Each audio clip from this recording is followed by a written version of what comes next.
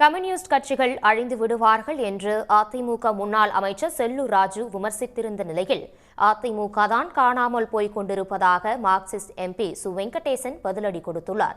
இருவரும் பேசிய காட்சிகளை தற்போது காணலாம். விலைவாசி ஏற்றம், வரலாறுகளான மின்கட்டண உயர்வு 3 தடவை. அது மட்டுமல்ல, இன்னைக்கு குழாய் வரி, வீட்டு வரி, குப்பை வரி, பால் விலை ஏற்றம், இப்படி இத்தனை நடக்குது.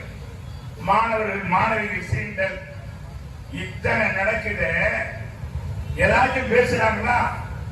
சூடு சொரணை எதுவுமே இந்த கம்யூனிஸ்ட் கட்சிக்கு இல்லவே இல்லை. கம்யூனிஸ்டுகள் அழிந்து விடுவார்கள் என்று அவர் சொல்லிக் கொண்டிருக்கிறார். நாங்கள் அழிய மாட்டோம்.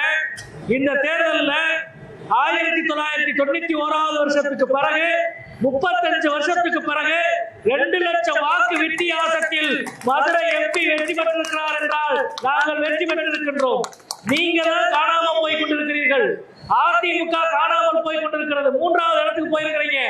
அண்ணன் செல்லூர் ராஜுக்கு பணிவோடு நான் சொல்லிக் கொள்கிறேன், பாசிச பாஜகவை எதிர்க்காத எந்த மாநில கட்சியும் கரைந்து காணாமல் போகும். அதுதான் ஒடிசா வரைக்கும் அனுபவம்.